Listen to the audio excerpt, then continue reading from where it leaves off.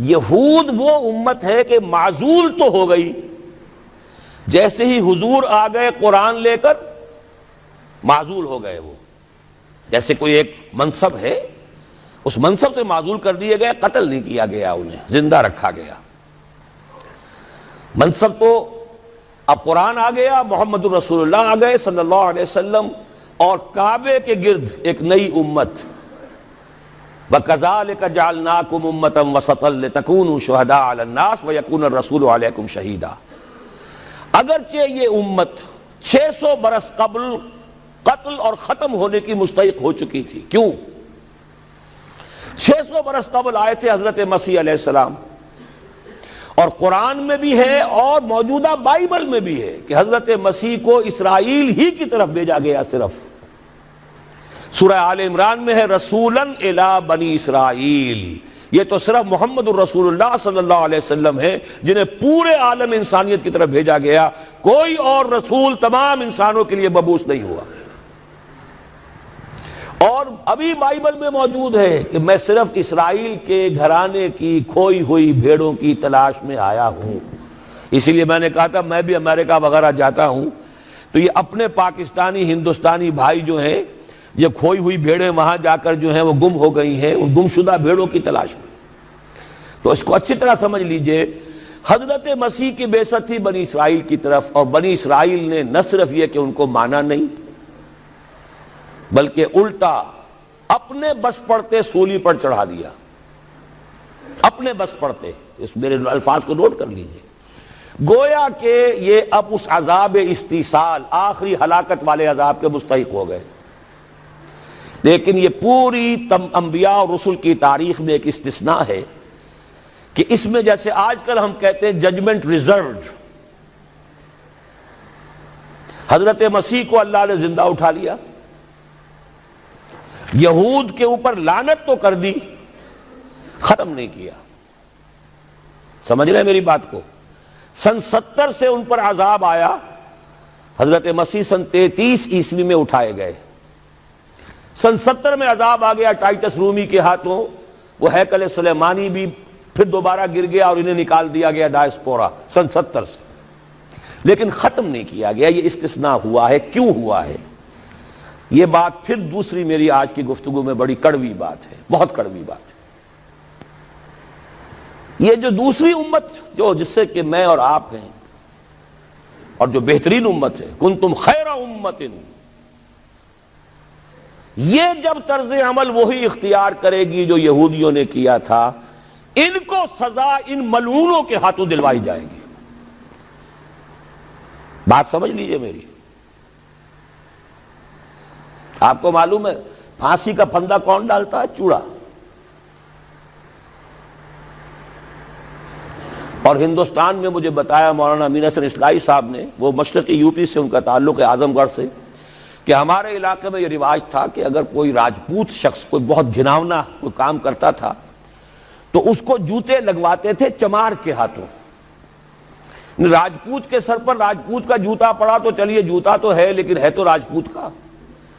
لیکن جب راجپوت کے سر پر چمار کا جوتا پڑتا تھا، جسے انگریزی میں ہم کہتے ہیں to add insult to injury, ایک تو تکلیف ہو رہی ہے جوتے کی اور ایک انسلٹ ہو رہی ہے کہ چمار کا جوتا ہے، تو یہ گویا کہ بدترین سزا ہو گئی. یہ امت جتنی اونچی ہے، جس کے رتبے ہے سوا، اس کی سوا مشکل ہے. جس کا مقام بلند ہے اسی اعتبار سے ان کو پھر سزا بھی سخت ملتی ہے. صاف فرما دیا اللہ تعالیٰ نے سورہ احزاب میں، اے نبی کی بیویوں تم عام لوگوں کی طرح نہیں ہو، لستم کاحد من النساء، لستن کاحد من النساء. اگر تم نے کوئی غلط حرکت کی دوہرا عذاب ملے گا. اور بات صحیح ہے، جن کے رتبے ہیں سوا ان کی سوا مشکل ہے. اس امت کو عذاب کے کوڑے مارنے والی قوم وہ ملعون اور مغضوب علیہم قوم ہے، جس کے لیے قرآن مجید 2 دفعہ کہتا ہے ضربت علیہم الذلۃ والمسکنۃ وباؤوا بغضب من اللہ. اور یہ کوڑے بہت زبردست شکل میں ابھی آنے والے ہیں. میری بات اب آپ نے سمجھ لی کیوں رکھا گیا یہود کو؟ یہ جلاد کیوں سنبھال کے رکھے گئے؟ انہیں بھی سزا دی گئی. اس صدی میں بھی ہٹلر کے ہاتھوں میں بھی 6 ملین 60 لاکھ اس نے ختم کیے. ان پر تو سزا کا سلسلہ چلتا رہا, ایکسٹرمینیٹ نہیں کیا, ختم نہیں کیا, باقی رکھا ہے. اس لیے کہ ان کو کوڑا بنا کر امت مسلمہ کی پیٹھ پر مارنا ہے کہ تمہارا رتبہ, تم محمد کے امتی صلی اللہ علیہ وسلم, ہمارے آخری رسول, ہمارے اکمل رسول, ہمارے خاتم النبیین, خیر البشر, اور ان کی امت ہو کر تمہارا حال یہ ہے. تو تم سزا کے مستحق جو ہو, وہ سزا ہے کہ جو اچھی طرح سمجھ لیجئے ہماری حال جو اس صدی کے آخر میں شروع میں ہوا تھا کہ تمام مسلمان غلام, اس غلامی کے اوپر جو مزید کوڑا تیار ہوا 1917 میں بالفور ڈیکلریشن کے ذریعے سے برطانیہ نے اجازت دے دی کہ یہودی آ سکتے ہیں, اب فلسطین میں آ کر آباد ہو سکتے ہیں,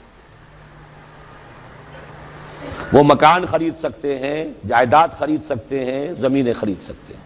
1971 اس پر اندیشہ تھا کہ کہیں اگر خلیفہ عثمانی نے جہاد کا اعلان کر دیا, اس لیے کہ سلطان عبد الحمید کو بڑی سے بڑی رشوتیں پیش کر کے دیکھ لیا تھا انہوں نے کہ یہ جو ہمارے اوپر پابندی ہے کہ ہم فلسطین میں آباد نہیں ہو سکتے, جو کہو ہم تمہیں دولت دینے کو تیار ہے, یہ پابندی ختم کر دو.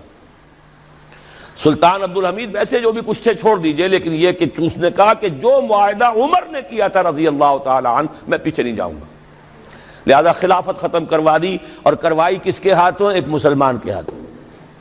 اس لیے کہ فری میسن تھا مصطفیٰ کمال پاشا, فری میسن. یہ سب یہودیوں کے ادارے. چاک کر دی ترک ناداں نے خلافت کی قبا, سادگی اپنوں کی دیکھ, اوروں کی عیاری بھی دیکھ. ہندوستان میں ہنگامہ چل رہا ہے, تحریک چل رہی ہے, مسلمان ہجرت کر رہے ہیں, اور سب کچھ ہو رہا ہے, اور ہندو بھی شامل ہو رہے ہیں خلافت کی تحریک میں. لیکن اب مدعی سست گواہ چست. جب مصطفیٰ کمال نے خود ختم کر دی تو سب پانی پڑ گیا آگ کے اوپر. اب کیا بولیں, کس کو برا کریں؟ اس کے بعد 1948 میں ان کی ریاست قائم ہو گئی اسرائیل. کتنے برس بعد؟ ریاست تو خیر اس وقت بھی ان کی نہیں تھی جبکہ ٹائٹس نے ختم کیا ہے, وہ تو بہت پہلے کی بات تھی.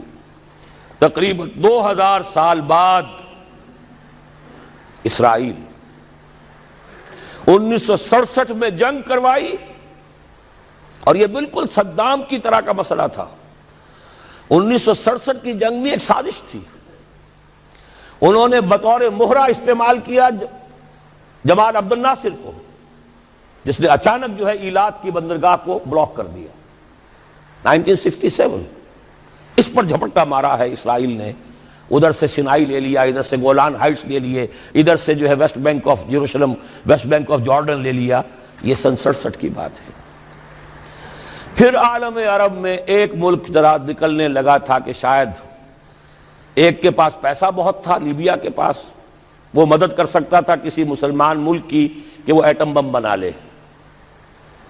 2 ملک ایسے تھے, ایک غیر عرب, ایک عرب.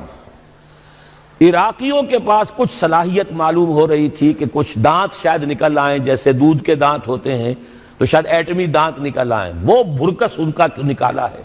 ایک دفعہ جا کر آپ کو یاد ہوگا ہوائی جہاز گئے اور سب کا تہس نہس کر کے آ گئے, اور وہ سخت جان قوم نکلی, انہوں نے پھر کچھ بنا لیا. تو پھر وہی 100 دام جال, پھر وہ 100 دام جو ہے جال کی شکل بچھا کر, اور جو پھنسایا ہے تو اگلا پچھلا کھایا پیا سارا اگلوا لیا. نتیجہ کیا نکلا؟ جنگ خلیج کے بعد اب عالم عرب پورا کا پورا اسرائیل کے سامنے سرنگوں ہے. وہ شاہ حسن ہو یا شاہ حسین ہو, کچھ تو پہلے ہی اپنے تھے, چاہے شاہ فہد ہوں اور چاہے حسنی مبارک ہوں. اب رہ کون گیا؟ اس سے بڑی ذلت کوئی ہے؟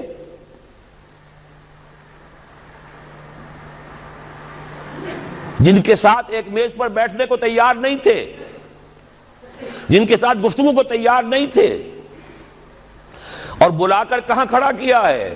آؤ میڈرڈ میں, اسپین میں آؤ. اسپین سے شروع کروائیں گفتگو.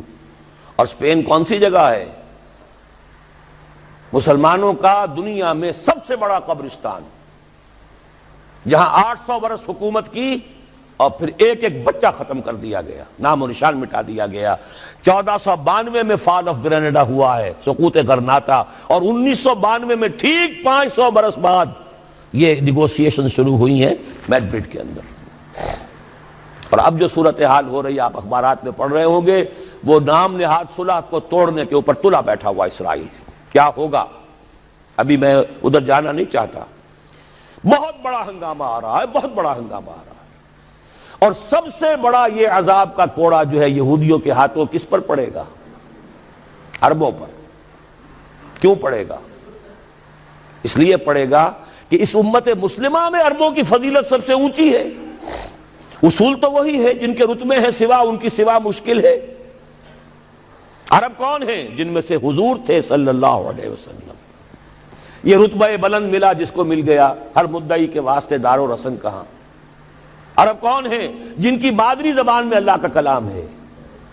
مجھے اور آپ کو 100 پاپڑ بیلنے پڑیں گے قرآن کو سمجھنے کے لیے، ہماری بہت عظیم اکثریت تو پھر بھی نہیں سمجھ سکے گی، ترجمے پڑھ لے گی زیادہ، اور کیا کرے گی؟ ان کی مادری زبان۔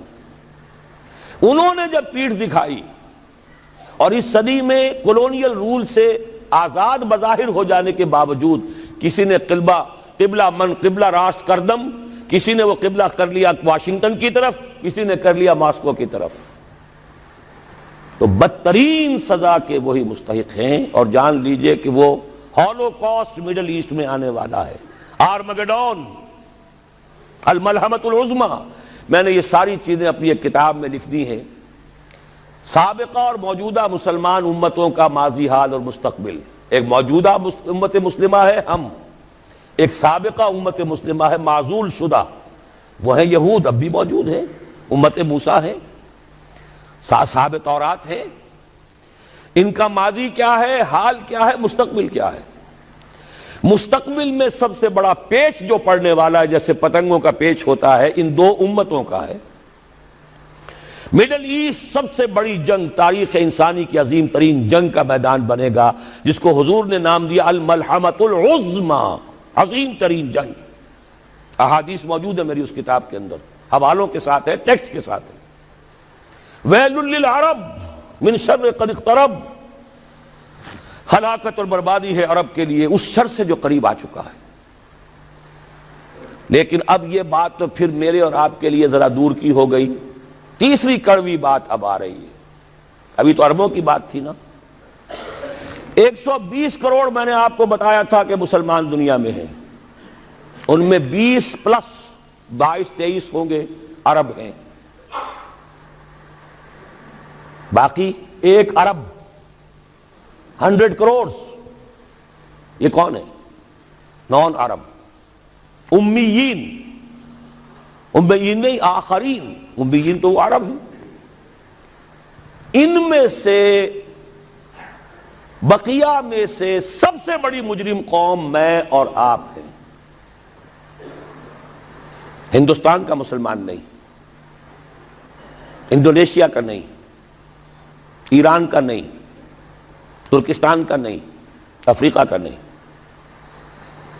20 کروڑ عرب اور 10 پلس 11 ہیں یا 12 کروڑ ہیں، کتنے بھی ہیں پاکستانی نمبر 2 مجرم۔ کیوں؟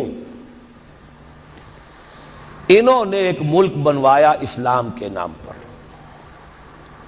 لاکھوں انسانوں کی جانیں گئیں، ہزارہا عصمتیں لوٹیں، کتنا بڑا تبادلہ آبادی ہوا، کتنی مسلمان عورتیں ہندوؤں کے قبضے میں رہ گئی۔ کس نام پر؟ ہمیں اسلام کے لیے ملک چاہیے۔ قائد اعظم نے فرمایا ہم اس لیے پاکستان چاہتے ہیں کہ اسلام کے اصول حریت و اخوت و مساوات کا ایک نمونہ عہد حاضر میں پیش کریں۔ 50 برس ہو چکے ہیں، نوٹ کر لیجئے۔ 2 حساب ہے نا، ایک ہے شمسی، ایک ہے قمری۔ قمری کے حساب سے 50 برس ہو چکے، 9 مہینے زائد ہو چکے ہیں۔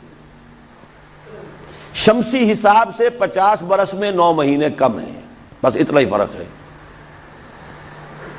اگلے اگست میں ہو جائے گا نا، 50 برس کرسچین ایرا سے 1997 1947 اگست تک کتنے مہینے رہ گئے؟ اور قمری حساب سے جو گزشتہ رمضان مبارک تھا اس کی 27ویں کو 50 مکمل ہو چکے، آگے 9 مہینے اور گزر چکے، ہم بالکل بیچ میں بیٹھے اس وقت۔ تو اسلام کہاں ہے؟ پاکستان بننے کے بعد ایمانداری سے دیکھیے کس چیز میں اضافہ ہوا ہے۔ بدمعاشی، عیاشی، جھوٹ، فحاشی، عریانی، بے پردگی، غبن، بد امنی، لوٹ مار، بڑے سے بڑے جرائم، گھناونے سے گھناونے جرائم، سب میں اضافہ۔ وہ اصول حریت و اخوت مساوات کہاں ہیں؟ ساری معیشت سود پر، اللہ اور اس کے رسول کے خلاف اعلان جنگ۔ آج ہم IMF کی ایک اسامی ہے، کورٹ آف وارڈ ہے، کتنے کھل کر باتیں ہمارے وزراء کر رہے ہیں، ہمارے لیے کوئی اور چارہ کار ہے ہی نہیں۔ میں ابھی سکھر میں تھا، وہاں ایک مذاکرہ دیکھنے کا مجھے موقع مل گیا ٹی وی پر، صاف کہہ رہے تھے وہ دانشور، وہ تو ہمارے لیے کوئی اور چارہ کار نہیں، ہمارے لیے مفید یہی ہے جو کچھ ہو رہا ہے، IMF ہی ہمیں بچائے گا، اور واقعتاً بچائے گا۔ کیوں بچائے گا؟ آپ کے لیے نہیں بچائے گا، اپنے لیے بچائے گا۔ اسے آپ کے اندر سے اپنا خون نکالنا ہے، اگر مرنے دیں گے تو خون کہاں سے لیں گے؟ they will keep you، لیکن رکھیں گے اسی طریقے سے کہ خون کشید کرتے چلے جائیں، کبھی بجلی کا کرایہ، کبھی گاڑیوں کا کرایہ، کبھی اس کا کرایہ، کبھی اس کا کرایہ، کبھی اس کا ریٹ، کبھی اس کا ریٹ، کبھی ڈاک کے ریٹ، خون چوسنے کے لیے۔ یہ صورتحال جو ہے یہ ہماری آخر کس کی ہے؟ کس نے کیا یہ؟ کیا اللہ ظالم ہے؟ کیا ہم مجرم نہیں ہیں اس کے؟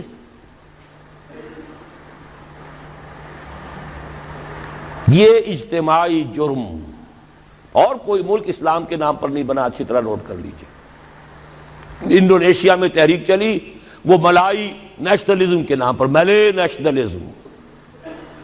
عربوں نے انگریزوں سے نجات حاصل کی، یا فرانسیسیوں سے، عرب نیشنلزم کے نام پر، العروبہ۔ صرف ایک ملک بنا تھا، پاکستان کا مطلب کیا؟ لا الہ الا اللہ۔ اور آج یہی وجہ ہے کہ کم سے کم عربوں کے ہاں خوشحالی تو ہے، جو ذلت آئی ہے ابھی ان پر، اور مسکنت آئی ہے، کر کچھ نہیں سکتے، بے بس ہو گئے ہیں۔ جزیرہ نما عرب میں آج یہود اور عیسائی دندناتے پھر رہے ہیں، ان کے فوجی مراکز قائم ہو چکے ہیں، نجد کے پورے علاقے کے اوپر ان کا قبضہ ہے اس وقت۔ ذلت ہی ہے نا، ہمارے ہاں تو بھوک بھی ہے، ہم تو اس سے آگے بات جا رہی ہے۔ ہمارے ہاں یہ مسئلہ اور آگے بڑھے گا تو کیا شکلیں ہوں گی؟ بھوکے بھیڑیے جس طریقے سے پیٹ پھاڑیں گے محلوں میں رہنے والوں کے اور کوٹھیوں میں رہنے والوں کے، وہ وقت دور نہیں ہے۔ یہ عذاب الہی کی شکل، جیسے کہ فرمایا گیا سورہ انعام میں، قُلْ هُوَ الْقَادِرُ أَن يَبْعَثَ عَلَيْكُمْ عَذَابًا مِّن فَوْقِكُمْ أَوْ مِن تَحْتِ أَرْجُلِكُمْ أَوْ يَلْبِسَكُمْ شِيَعًا وَيُذِيقَ بَعْضَكُمْ بَأْسَ بَعْضٍ۔ اے نبی ان سے کہہ دیجئے اللہ اس پر پوری طرح قادر ہے کہ تم پر کوئی عذاب بھیج دے تمہارے سروں کے اوپر سے، یا تمہارے قدموں کے نیچے سے نکال دے، یا اللہ کو کوئی اور کام کرنا ہی نہ پڑے، تمہیں کو آپس میں ٹکرا دے۔